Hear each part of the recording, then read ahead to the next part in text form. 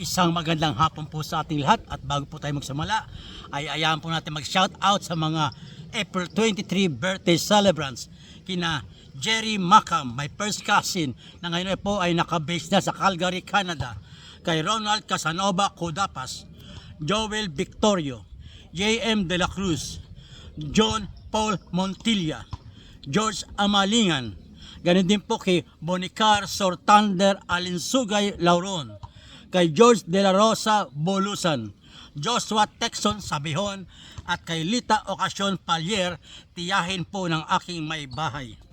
Ganun din po sa mga April 24 birthday celebrants kina Bong Lobaton, Lolin Guatero, Linmar Cordero Wisco, Benito Latosa Lastrilla, Oliver Pagaduan, at kay Rene Morales na dati po kasama sa BAP, noon po ay kasi nagtatrabaho sa NBI, sa National Bureau of Investigation. Ang ating pong tatalakayan sa araw na ito ay yung huling talakayan tungkol sa travel rules. Ito po yung apat na sitwasyon of Article 25.2.1 Bullet 2-8, which are all violation. Ano po ang nakasaad doon sa Article 25.2.1 na yon? Ang sabi po doon, a player may not touch the court consecutively with the same foot or both feet after ending the dribble or gaining control of the ball. Kung mapapansin nyo po, merong big letters po doon, yung same foot at same both feet. At merong ending the dribble or gaining control of the ball. Kasi po, ang pagkakaalam ng mga referee ay isa lamang po yung violation doon sa same foot. Kasi yun po madalas mangyari. Pero meron po apat po yan na pwedeng mangyari. Ito po ang una. Ang una, sabi doon, if an airborne player receives the ball and lands on one foot, jumps off that foot, and lands with that same foot. Ang sabi po doon, airborne player, nasa taas po siya, na-receive niya ang bola, he lands on one foot, then jumps off that foot, and lands on the same foot, is a traveling violation.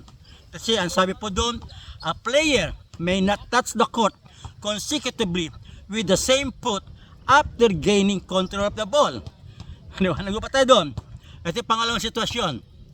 If an airborne player receives the ball and lands with both feet on the floor, jumps up with that both feet, and lands with that same both feet. Okay? Yung airborne player po, nakatanggap ang bola. Na-receive niya ang bola, he lands with both feet. Then, he jumps on both feet and lands on that same both feet. So, it's a traveling violation po. Kasi yan po sabi sa article, a player may not touch the court consecutively with both feet after gaining control of the ball. Ito na po yung pangatlo na madalas mangyari, na madalas natin nakikita. If a dribbler naman tayo ngayon, if a dribbler gathers the ball after a dribble with one foot on the court, jumps up on that foot, and lands with that same foot. Okay? Ito po ang pinakamadalas na mangyari na traveling violation, kasi ang alam naman referee, ito lamang ang nangyayari same foot, pero apat nga po yan.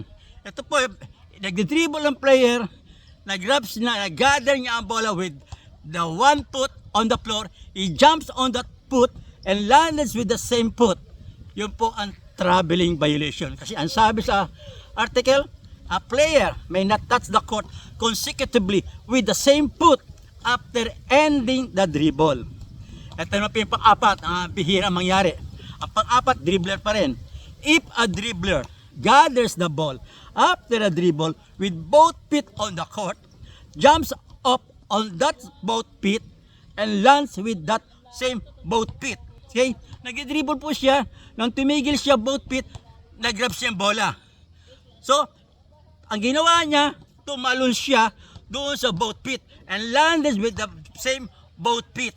It's a traveling violation. Ang sabi po doon sa article na ating binasa, a player may not touch the court consecutively with the same both feet after the dribble. Yan pong ating talakayan sa araw na ito. At po, huwag po natin kalimutang mag-like, mag-share, mag-follow at mag-subscribe sa aking YouTube channel. At bago po tayo magwakas ay mag-iiwan tayo ng salita ng Diyos na matatagpuan sa Lamentation chapter 3 verses 22 to 23. The steadfast love of the Lord never ceases. His mercies never come to an end. They are new every morning. Great is your faithfulness. Amen. Yan po ang salita ng Diyos. Maraming salamat po. At muli, ito po ang abang lingkod, former FIBA referee, Eto Camarawan. Hanggang sa muli. Bye-bye.